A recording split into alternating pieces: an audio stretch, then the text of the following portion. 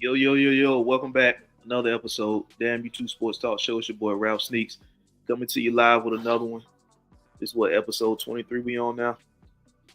Um, as always, man, make sure you head over to YouTube, subscribe to the content, hit the notification bell so you can get notified when new content releases. Head over to IG. You can follow the sports page at damn_YouTube_sports talk. You can click the link and subscribe that way. You want to follow my personal page, Ralph Sneaks, Ralph_Sneaks on IG. You can do that as well. Twitter or X, it's Damn You Two Sports Talk over there. I follow back. But we gonna get to it, man. We gonna get straight to it. I know everybody's talking about what happened in Philly last night, but before we get to that, Carolina did finally bench Bryce. So let's go ahead and knock that out the way. But we gonna get to the debacle, the meltdown that happened in Philly. Yeah, we're gonna get to it. Just get this Bryce Young news out the way. Dave Canal. Now I'm not sure whose decision this was. Was it David Tepper or was it Dave Canals, the head coach? Bryce Young is benched. He's out. Andy Dalton is in.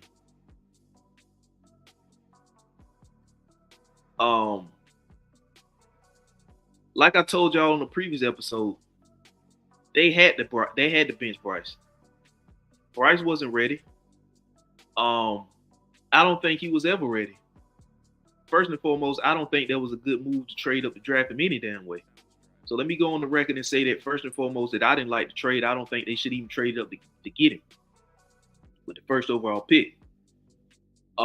Second of all, that's not how you rebuild. Bryce Young, he wasn't ready. He wasn't ready mentally. He wasn't ready physically. Dating all the way back to last season, even did the first two games this season, the Carolina Panthers got outscored 73-13 to start the season. These first two games, they lost 47-10 against the Saints, and then they came back this past Sunday and lost 26-3 to the Chargers, LA Chargers. Bryce Young has been sacked 6 times in 2 games, and he's thrown 3 picks in 2 games. Week 1, he threw for 161 yards, 13 for 30, 161 yards. Week 2, 18 of 26, 84 yards. So week 1, he threw less than 50%. He was less than 50% passing with 161 yards.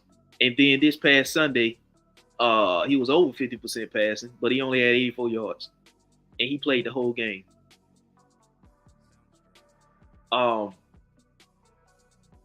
Bryce Young has lost the locker room.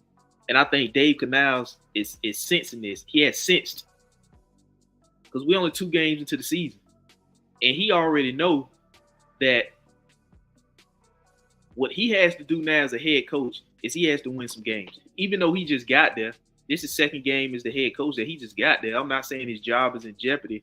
But he knows to have a good, solid coaching foundation and to make the best out of the situation in Charlotte with the Panthers. He know right now he got to win games. Damn who the quarterback is. He has to get somebody in there at the quarterback position that gives them the best shot to win games. And Bryce, last year, they won 2 games with Bryce. This year, they haven't won a game yet. They start the season 0-2. And like I said, they done got outscored so far 73-13 to start this season by the Saints and the Chargers.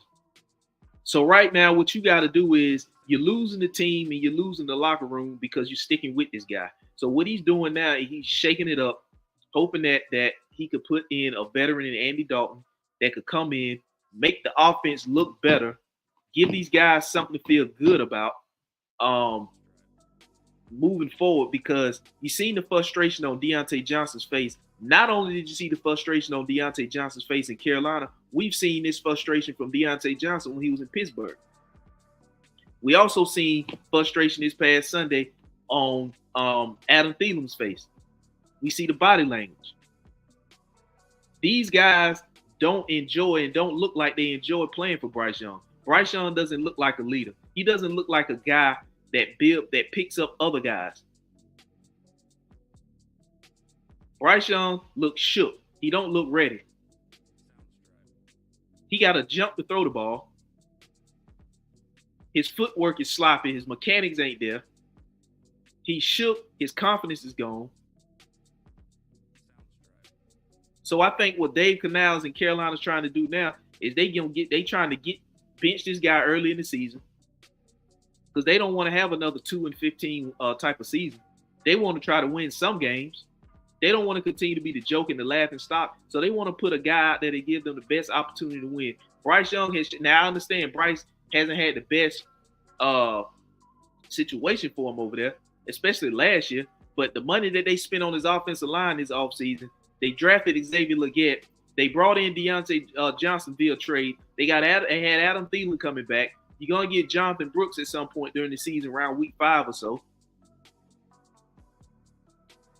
Now, giving up 47 points, that's not Bryce Young's issue. It was Bryce Young's fault. But he helped contribute to keeping the defense on the field longer than they should be. Matter of fact, his first pass attempt of this season in New Orleans was an interception. There are times where guys are open and Bryce Young just doesn't have the confidence to let the ball go. And when he lets the ball go too early, and the ball often floats over the receiver's head, which results in a TD, or he don't get enough on it and underthrows it, which results in interceptions. Balls are not accurately thrown. His footwork is sloppy. His mechanics ain't there. His confidence is shot. The body language of the team ain't good. He ain't a good. So far, what I'm seeing is he done lost the locker room. And Dave Canal said, "This is it. We got to pull the plug on this guy." Once you lose the locker room and guys start going out there doing what the hell they want, and the body language is ugly, you got to pull the quarterback. You got to put a guy in there that guys are gonna feel comfortable playing for. You got to put a guy in there that's gonna give you the best chance to win games. Bryce done showed you so far that he's not the guy that's going to give you the best chance to win games. So you got to put a veteran quarterback in there. What they doing right now is what I said they should have been doing the whole time during this rebuild.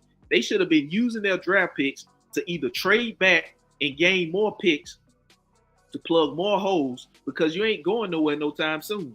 So what they should have been doing is this all along. They should have been just playing a veteran quarterback, which I consider them a bridge quarterback that gets you through year to year, until you get yourself or get your team solidified enough with weapons and playmakers on both sides of the ball to where all you need to do, now you feel you're comfortable going in and getting a quarterback. And even when you go in and get a quarterback, you don't reach for one. You make sure you got the coaching staff in place because it makes no sense to get a quarterback. And I say this all the time, and people think I'm crazy for saying this, but what's the difference in drafting a quarterback top 5 or drafting a quarterback in the 3rd or 4th round when you ain't got the coaching staff there for the quarterback? I don't give a see. People say all this shit about the quarterback this, the quarterback that. But if you have a staff in place that's a quarterback guru and you have a staff in place for that quarterback, what's the difference in drafting a quarterback 5th in the top 5 versus drafting a quarterback in the 3rd round? If you draft a quarterback in the 3rd round and give him the same development that you would give that top 5 QB that you drafted with that same coaching staff, then that 3rd round quarterback will probably give you almost the same type of production as that top 5 quarterback, unless that top 5 quarterback is just it's just a phenom. Because you look at what these teams are doing, they drafting these quarterbacks high and they throwing them out there, and they ain't looking like what they thought they should look like. So far, we don't know what Caleb Williams is going to look like, but Caleb Williams that's how the Bears ended up with Caleb Williams off of what the Carolina Panthers gave them to trade up from 9-1 to get Bryce Young. And they also took away one of his weapons in DJ Moore, which he should have. But that was included in the trade package to move from 9-1, along with picks. And I think they still owe him a 2025 2nd-round pick coming up in this draft.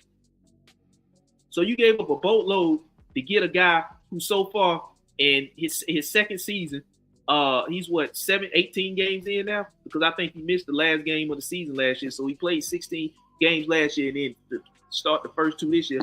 So he's 2-18 to start his career. And so far this season, he's thrown 3 picks and been sacked 6 times. Now, I'm not saying the offensive line is the worst, and I'm not saying it's the best, but they spent a lot of money on that offensive line this year. And some of those sacks I seen Bryce Young take, they come because he didn't throw the ball away. Got outside the pocket, held the ball, got sacked. He had a sack like that on Sunday. Got outside the pocket, instead of just throwing the ball away, he takes a sack.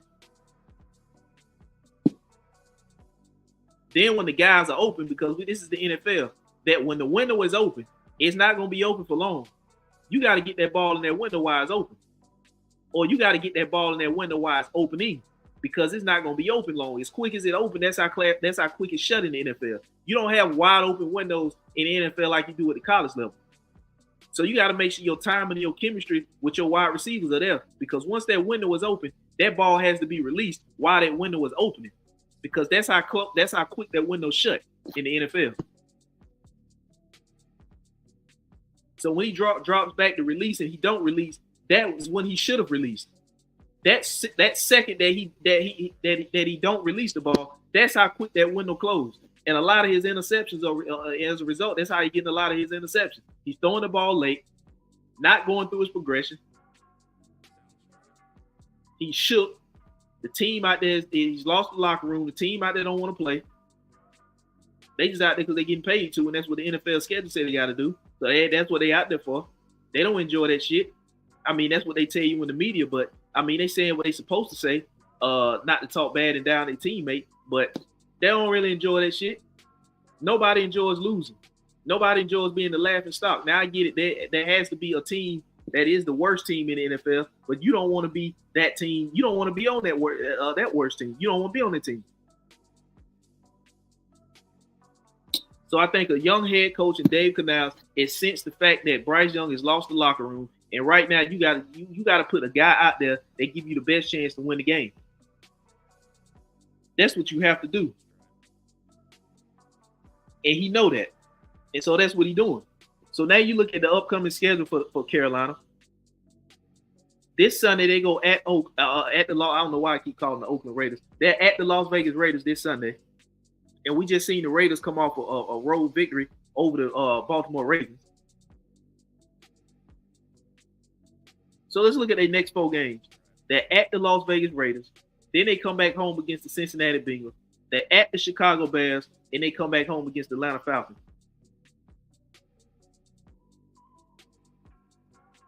Do you see them winning any of those 4 games?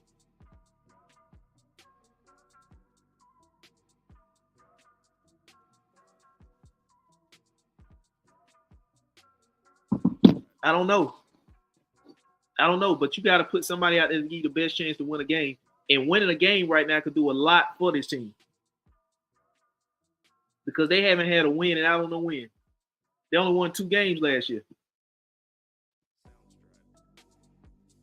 They won 2 games last year.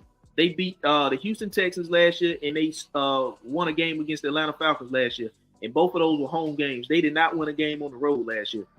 Both games that they won last year were at home against Houston and Atlanta. Those were their 2 wins.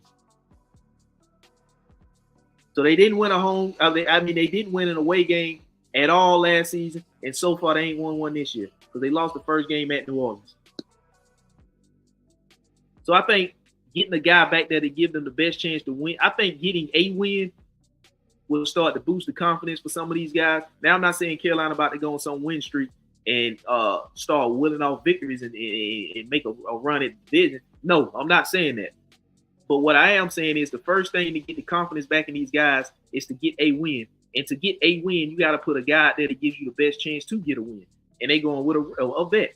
And like I said, the next 4 games I just read out with at Vegas, home against Cincinnati, at Chicago, home against Atlanta. So which one of those 4 games do they got the best chance to win?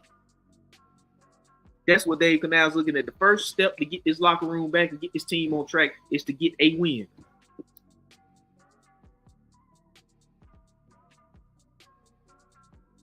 So, I'm not sure. I don't know what the hell is the obsession with Bama QBs. They don't do a damn thing once they get in the league. I can't name a quarterback that came from Bama in recent history that's done any damn thing in the league. And don't give me Jalen Hurts, because Jalen Hurts He entered the NFL draft from Oklahoma. Tua, he's in the NFL. But do you think Tua deserved the contract that he got based off of his performance leading up to that contract? He's got concussion issues. He came into the NFL injured. Remember how he dislocated his hip at Bama? I think he also broke his nose or something like that. So he came into the NFL injured. Now, granted that he got a good system down there with Mike McDaniel, but he got concussion issues. I don't know how long he's going to be in the league. And even if you do mention Tua as one of the, where do you rank him? Has he ever been a top 10 quarterback since he's been in the NFL? I don't think. Mac Jones, nothing. Blake Sims, did he do anything? John Parker Wilson, did he do anything? AJ McCarron, did he do anything? Greg McElroy, did he do anything? Just keep going. I don't know what the obsession is with Bama QBs. They do absolutely nothing in the NFL. Absolutely nothing.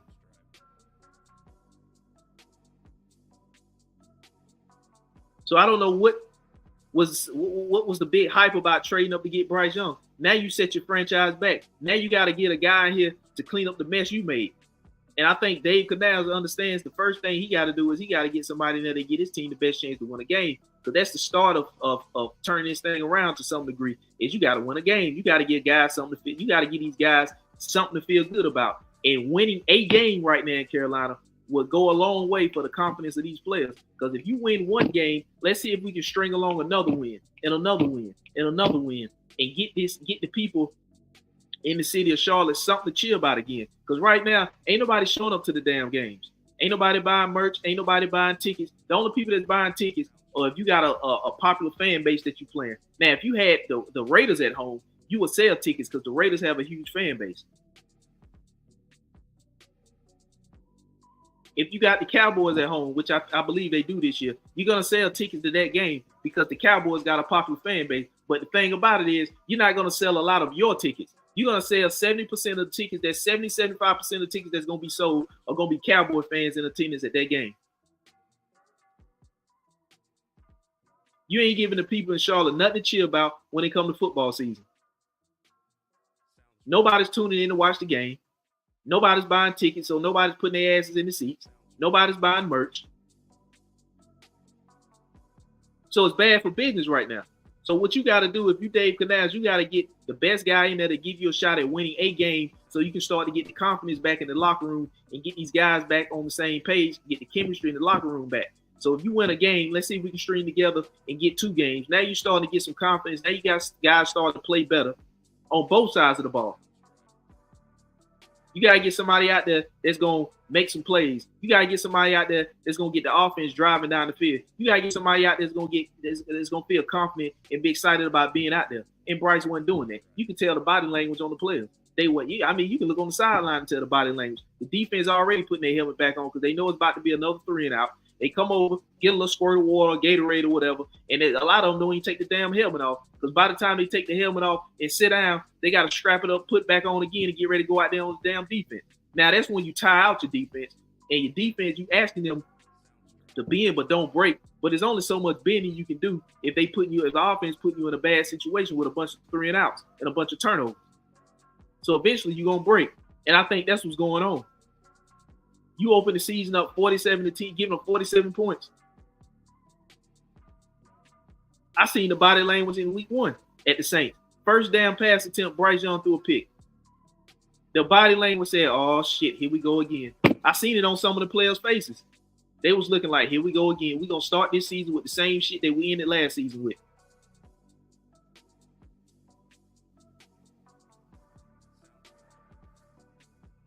And a lot of it got to do is, why are you treating this dude like the golden child? He should have had his ass out there in preseason.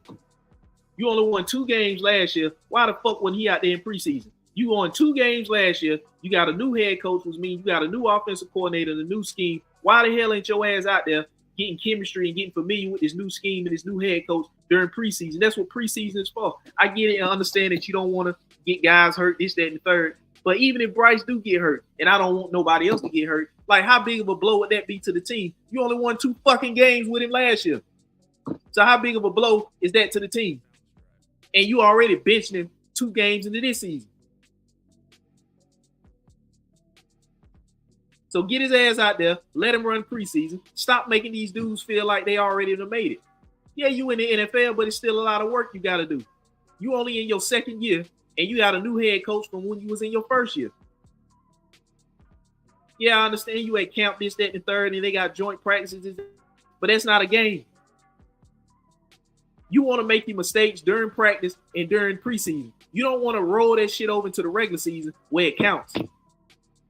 See, this ain't preseason no more. This is regular season. The 2 games you lost to open the season up with, that counts on your record. You're 0-2. That counts.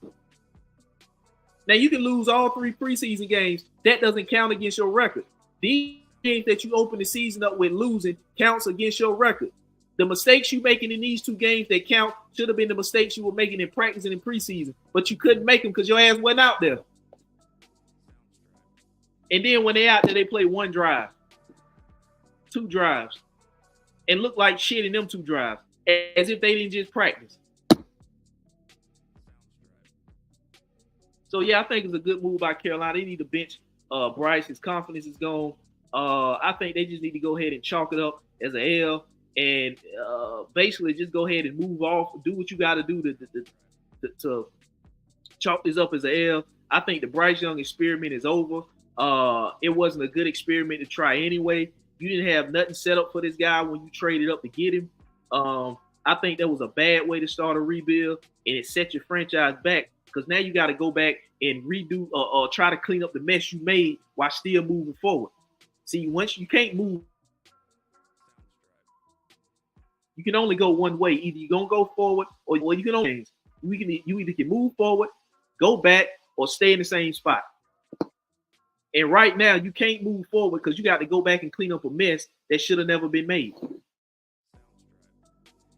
That wasn't an accidental mess. That was a mess you made on purpose. So now you're setting yourself back from moving forward because now you're back to clean up a mess that you should have never made. Nobody made you make the mess. You made the mess purposely on your own. So you can't move forward. You got to go back and clean that shit up. And the sad part of it is you can't move forward until you go back and clean it up. The quicker you go back and clean that shit up, the quicker you can start moving back forward. But the more you stay in the same place and don't do nothing about it, you ain't making no progress. So sometimes going back, cleaning up some old shit may be the best thing because that's how you're going to start making progress, cleaning up the shit that you fucked up. But when you stay still and don't make a move to do nothing, you ain't going nowhere. So going back to clean up may be the best thing for you to move forward. That's better than staying in the same spot, not doing nothing and not going nowhere. And I think Dave Canales understanding that now, that he gonna have to go back and clean some shit up.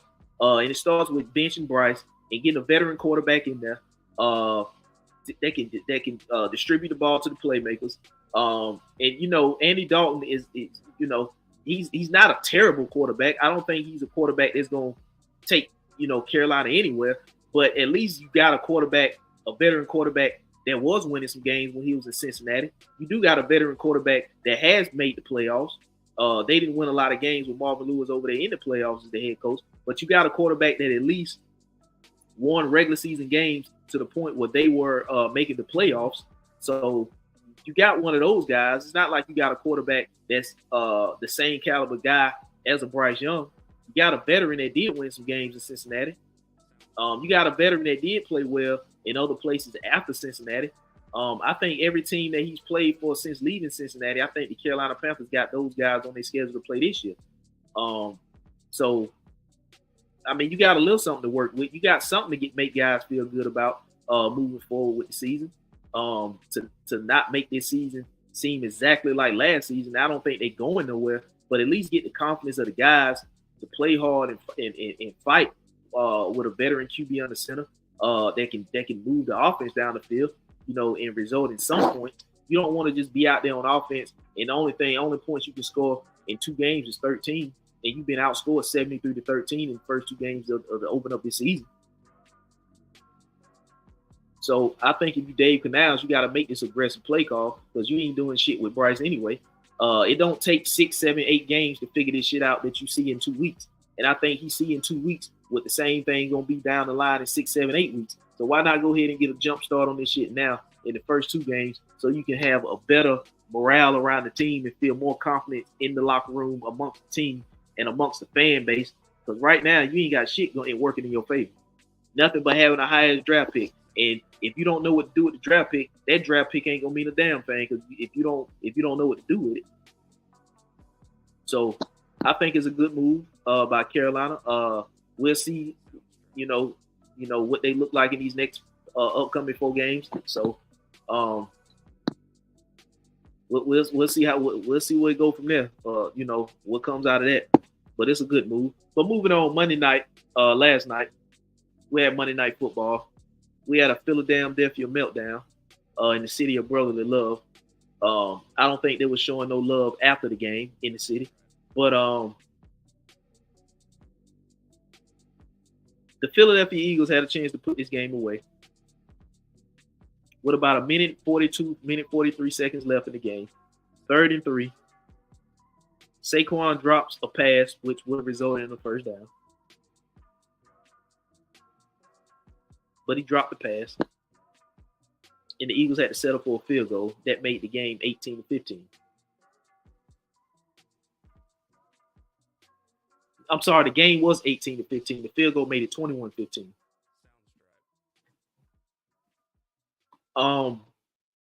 The pass was the placement of the pass was exactly where it should have been. It was out in front of Saquon. All Saquon had to do was catch it, secure it, and turn his head around, and he would have got 3 yards, or 2 yards rather, 3 yards rather. It was 3rd and 3. Like I said, the pass was out in front of him in the flat like it should have been. So he didn't have to break stride. He didn't have to turn his body back around and lose momentum moving forward. The ball placement was where it should have been, out in front of Saquon. Saquon just lay his hand out, catch the ball, secure it, turn his head, and go up the field for 2-3 yards. And he would have got the first. He would have had the first down.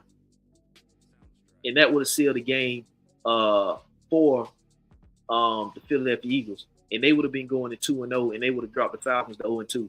But instead, he dropped that pass, and the Eagles had to settle for a field goal to go up 21-15 with a minute 39 left. That's how much time was on the clock when Atlanta took over, with a minute 39 seconds left. Atlanta starts to drive at their own 30-yard line.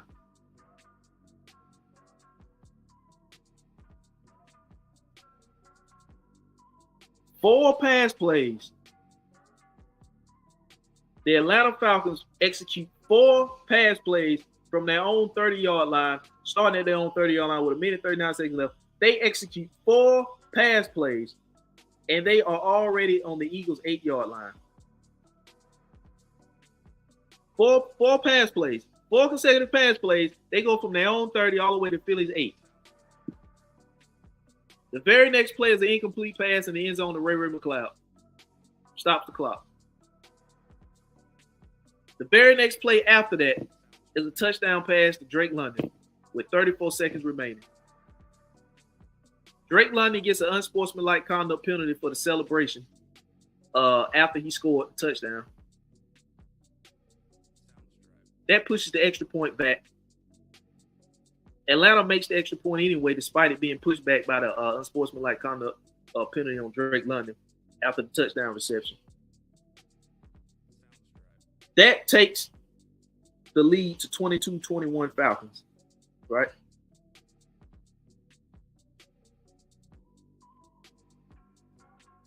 On the ensuing drive, Jalen Hurts gets picked by Jesse Bates. Game over.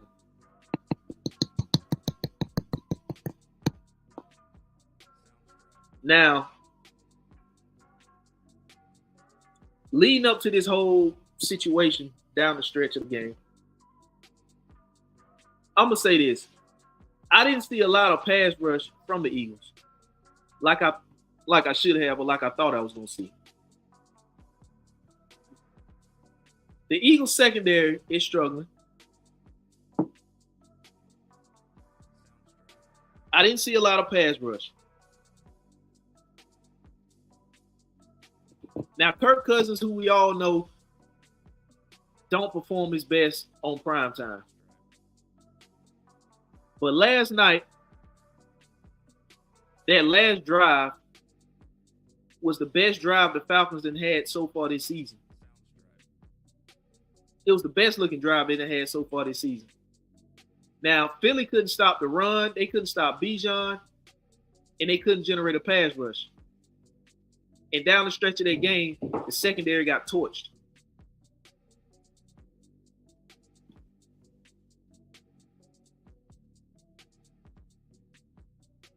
Kirk Cousins ended the game 20 of 29, 241 yards, 2 TDs, and he got sacked once. Bijan Robinson had 14 rushing attempts, 97 yards. And he added another 4 receptions for 25 yards.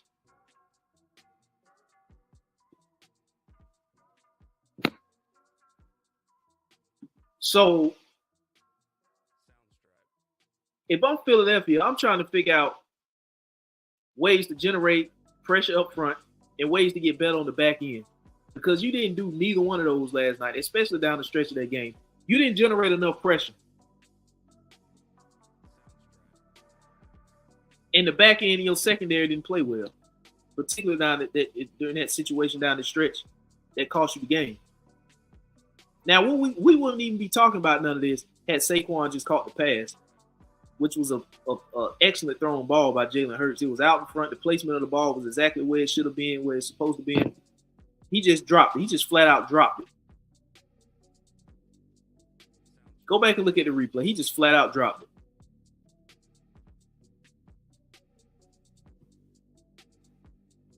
But instead, you go 1-1, and now the Falcons go 1-1. You fall to one. You go both teams now 500.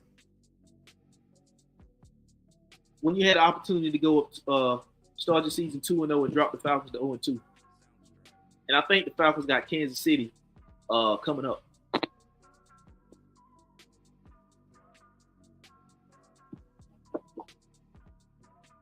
Jalen Hurts, he was 23 of 30, 183 yards. He had a TD, a pick, and he was sacked once.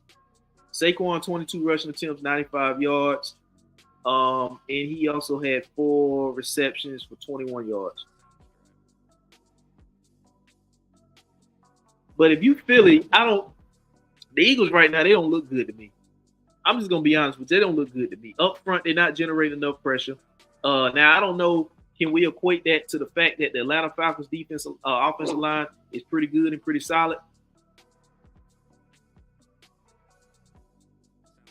But with the additions that the Eagles made this offseason, and I understand, like I said, it's week 2. We still got 15 games left to go. It's week 2.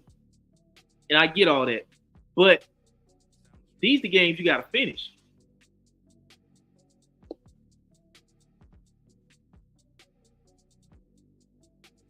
These are the games you have to finish.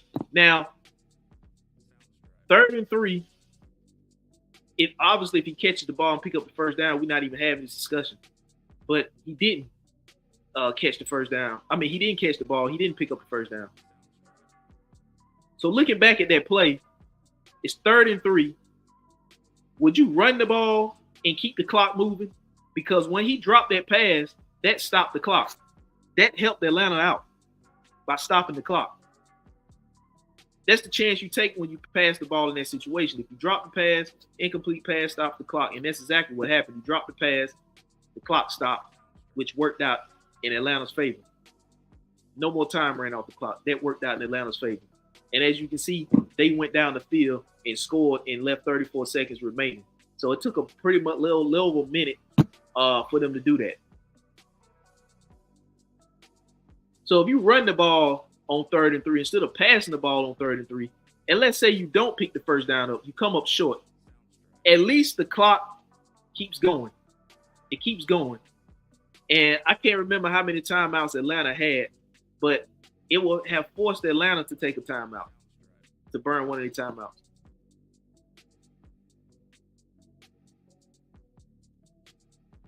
And, kick the field goal, whatever, if you made it, which he did make the field goal after Saquon's drop.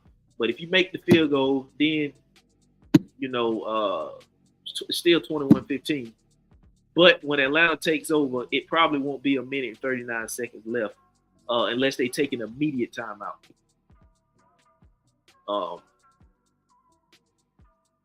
But he, like I said, if he just caught the pass, we wouldn't even be having this conversation. We won't even be discussing this. So, Philly would have won the game.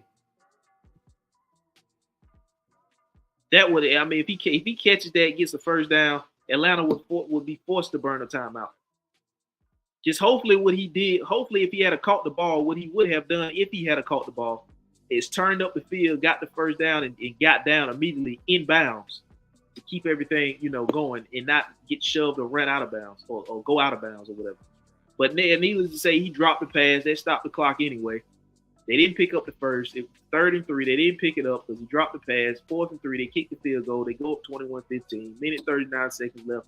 When Atlanta takes over, 4 plays, they go down there on the 8-yard line. That was the best that Kirk Cousins looked all season.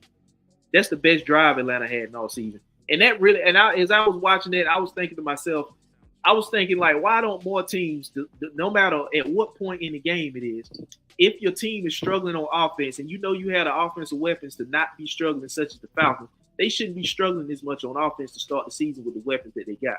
They should be pretty much high-powered up and down the field with the offensive weapons that they have. So if you have weapons like that offensively and you're still struggling, I've never understood why coaches don't run the hurry-up offense to get some type of rhythm going. I can almost guarantee you, and I'm pretty sure that a lot of defenses don't practice for no-huddle offenses at odd times during the game. Yeah, a no-huddle is coming once it's down to maybe, coming up to halftime and you're trying to get a quick score. And, yeah, that's situational. And when it's late in the game and you need to get in field goal range or you need to get a score and, you out of timeouts or you down to one timeout or whatever, and, yeah, that's going to be no huddle. But why won't teams, once they see the offense struggling and they know they have the playmakers and they know they have the offense to not be struggling, but yet they still struggling, I never understood why teams don't go into a hurry-up mode to get some type of rhythm going with the offense to get down the field, even if they don't do nothing but get a field goal out of it. That's a lot when it comes to building confidence with a struggling offense when you shouldn't be struggling because of the guys you got on the offensive side of the ball. I never understood that. Go to no huddle. Get the defense off balance. Get chemistry and get something going offensively. Even if you don't do nothing but get a field goal out of it. That field goal and that movement of the ball by the offense can lead to more confidence and more confidence. So when you get the ball back, you may not necessarily have to go no huddle. But if you want to keep that same pace up, if you want to keep that same intensity up and go no huddle again, and if the defense was unbalanced and showed the inability to stop the no huddle, why not continue to go to it? Especially if you're accomplishing what you're trying to accomplish, which is moving the ball and getting the offense going. I never understood that. Especially coming out of the halftime. If you had an ugly first half and your offense wasn't moving the ball in the first half and you get the second half kickoff, why don't you come out and open the second half up with a no huddle?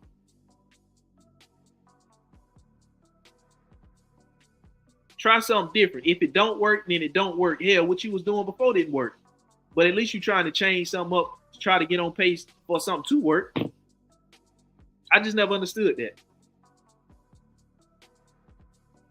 I never understood that.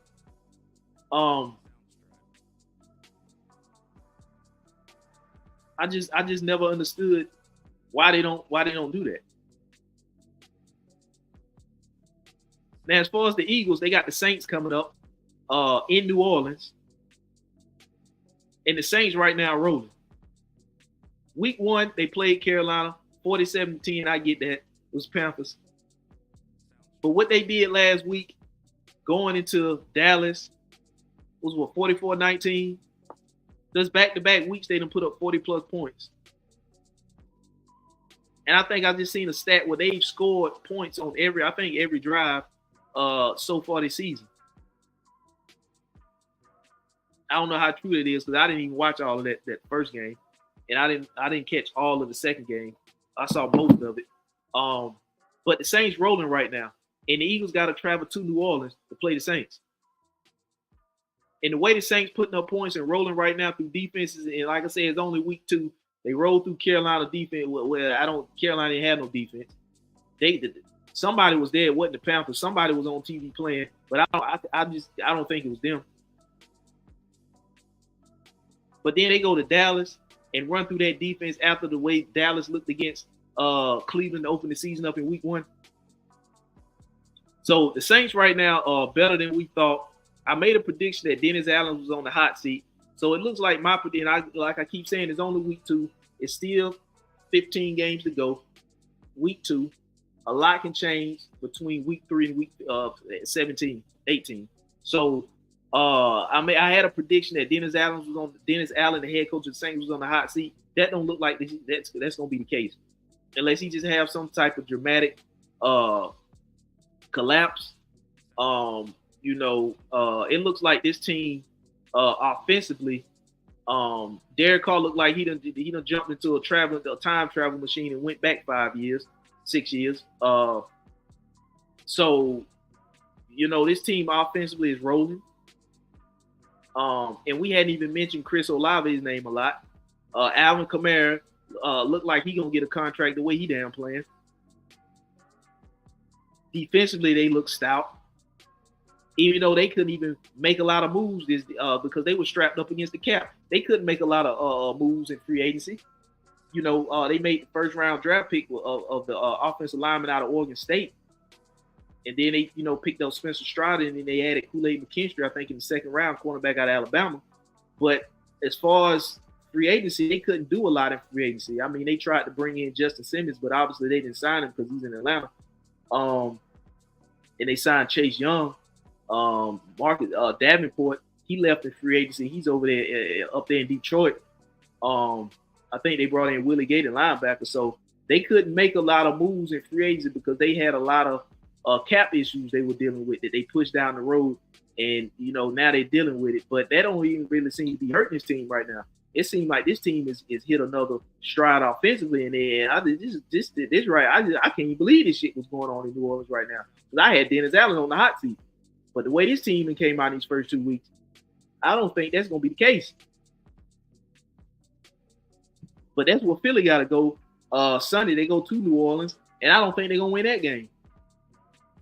I understand A.J. Brown was out last night, and that had a lot to do with the offense being, compromised to some degree. But I think they still had enough playmakers to pull that game out. And we wouldn't even be having this conversation, like I said, if Saquon had caught the pass. And it was not a bad pass. The pass was a good pass. Actually, it was a great pass. The placement of the ball was exactly where it needed to be. It was just a flat-out drop by Saquon. So if he had caught that pass and converted that third down into a first down, we wouldn't have this conversation. But he didn't, so that's why we have it. But they got to go down to New Orleans Sunday, and I don't think they're going to beat the New Orleans Saints because they don't generate pressure up front. Or they didn't generate enough up front last night against the Falcons. And then when it counted the back end of their defense in the secondary, it gave in. And that's going to be a huge problem going to New Orleans. Because the way New Orleans is airing the ball out with Derek Carr, and then they got Alvin Kamara in the screen game. And then, they just going up and down the field on folks. I mean, the first 2 games, they didn't score 40-plus points. 44-plus points. So, that's not going to be a good sign. And I don't know if A.J. Brown is going to be available Sunday. I'm not sure. I ain't read the injury report on that. He wasn't there last night, so I don't know if he's going to be there Sunday. So if he's not able to go Sunday in New Orleans, I got the Eagles falling to 1-2. So that's something that the Eagles got to show up if they want to be contenders this season. And like I said, coming into this season, that division, every coach in that division, that NFC East division, that is, every coach I had on the hot seat except for Dan Quinn. I had Mike McCarthy on the hot seat. I had Brian DeBall on the hot seat. And then I had Nick Sirianni on the hot seat. And, if the Eagles start this season off 1-2, 1-3, then, the Nick Sirianni hot seat rumors may be. Because, like I said, Sunday they got to go to New Orleans. Then week 4, where do they go week 4? Let me see. They're at Tampa. So they got back-to-back NFC South games on the road. against New Orleans Sunday. Then the following Sunday, they go back down to Tampa. And Tampa coming off a win at Detroit this past Sunday. So that's another solid team that's looking good.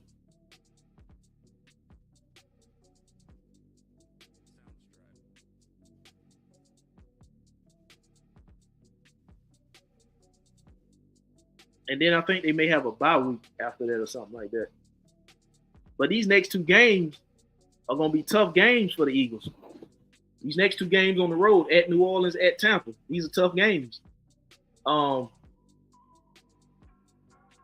So they could go to one and they could fall to 1-3 to start the season because they didn't generate pass rush. And New Orleans looked like they got a pretty solid O-line, and Tampa got a solid offensive line. So if you can't generate pass rush against Atlanta, and Atlanta might have a better offensive line than we think. So that's going to be two games on the road that you got two solid offensive lines that you're lacking pass rush against. And you got to show up that secondary. Otherwise, it's going to get torched in these next 2 weeks.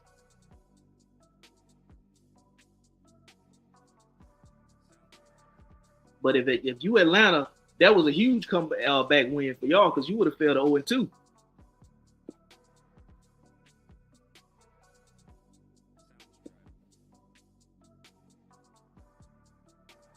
So if you Atlanta, you looking at you coming back home Sunday against the Chiefs, which is going to be a tough one. Even though you're back home, it's going to be a tough one. And then after that, you go the Saints come in. So you got two back-to-back home games. The Eagles, two back-to-back road games, Saints, Bucks. Then the Falcons got two back-to-back home games, Chiefs, Saints. Those are going to be two tough games to the Falcons. Even though they both at home, it's still going to be two tough games. It's always a close back-and-forth game between Atlanta and New Orleans, no matter where they play at. It's division rivals. So Atlanta needed that win because, like you said, you're coming back home for two straight, the Chiefs and the Saints. So Atlanta needed that. They couldn't afford to start the season 0-2, and could possibly start 0-4 if with these next two games coming up. So they needed that to get back to 1-1. With the additions that they made to this team, this is not what they were looking to start the season as. But it was just a complete damn meltdown in Philly, the city of brotherly love last night. I guarantee you the fans were showing no love last night in the city after that debacle, that demolition. Like I said, if they had won the game, we wouldn't even be talking about the secondary. But the secondary looked so bad on that last drive. The Falcons went down the field in 4 pass plays and got all the way from their own 30 all the way down to for Philly's 8-yard line. And, got in the end zone with about 33, 34 seconds left in the game. So, you got to get A.J. Brown back. That you missed a lot of offense without A.J. Brown out there. So I'm not sure what his timetable to come back, his return is, but they got to get him back because that didn't look good last night. You can't have these type of meltdowns in games that you essentially should win or should have won. And that was a game that they just dropped the ball on. They should have won. They should be sitting at 2-0 right now, and the Falcons should be sitting at 0-2. But that ain't the case. Both teams even it up at 1-1. If you feel it, you gotta go back to the drawing boards and you gotta correct some things. You gotta get that shit. You gotta get that straight. For these next two games, you can't have this secondary half-assing like it was last night. You can't afford to have the miscues in these upcoming games. Otherwise, you won't be contending like you thought you were gonna be contending, and it's gonna confirm what I was saying. Nick Sirianni was gonna be a hot seat. But I don't. The play call. If he catch it, it's first down, game over. He didn't catch it. That's one of them things. Like, it's bad if it's one of them things that if he don't convert, it's bad. But if he converts, it's good. Ain't nobody gonna say nothing about it if he had despite that he could have everything could have played out the exact same way except for not dropping the pass. If he completes which like I said, the pass was perfectly placed. If he catches the ball, picks up the first down, and executes the play, nobody talks about the play call. But since he dropped the pass and it resulted in a 4th and 3, and they had to settle for a field goal, and they left a minute 39 on the clock for Atlanta to go down the field, they're going to talk about the play. But I don't think the play was bad. It was just a gamble play. It was just a play that you gambled on, that if it works, it works. If it don't, it could be a disaster. And it ended up being a disaster because they ended up losing the game, even though they got some points off of that drive. But it wasn't enough for them to put the game away. But instead, they left enough time on the clock for Atlanta to drive down the field and get in the end zone. And defensively, that was a bad defensive sequence on that last play, on that last drive, rather. The secondary got torched. There was absolutely no pass rush. Kirk Cousins stood tall in the pocket, flat-footed. He didn't have to move around. He could just stand in one spot, survey the field, go through his progressions, make his throws. And the throws that he made, guys were wide open. They were open. So they were able to move the ball down the field with ease, real easy. So these are some things that Philly got to show up in order to remain a contender or be a contender, because they got too much talent on this team. Like I said, the pass rush was non-existent. Kirk Cousins showed up and he won a primetime game, which he's not known for. And that drive right there is the best drive the Falcons have put together so far this season. And that drive right there could carry over, or it needs to carry over into this week's game against the Kansas City Chiefs, because you're going to need it against Pat Mahomes. And then, like I said, after that, you got the Saints coming into town. So this drive right here is this is the tough stretch of the Falcons schedule. Like I said, the front end of that schedule is tough, and then it starts lightening up, midway through the season. Then it gets lighter on the back end, because remember, you still got 2 against Carolina. So those games are kind of close midway towards the back end of the schedule. So if you Atlanta, you got to take this last drive that you put together, which was the best drive they looked all season. You got to take this drive, and you got to build a confidence from this drive and carry that over into this upcoming game. You hosting the Chiefs, and then you got to take whatever you do positive in that Chiefs game and carry that over until the week after that when you host the Saints. Because these are 2 tough upcoming games. Even though they're at home in Atlanta, those still going to be 2 tough games for the Falcons. But that's my time, man. Let me get out of here. Make sure y'all head over to YouTube. Like I said, subscribe to the content, hit the notification bell so you can get notified when new content gets released. Follow me on the social media platforms that's scrolling at the bottom of the screen. Ralph Sneaks, that's my personal. If you want to, follow me over there on IG. Same thing with _YouTube_sports talk on IG. You can click the link in the bio and subscribe to the content that way. And you can follow me over there at X at Damn YouTube Sports Talk. I follow back. Until the next episode, man, y'all be safe.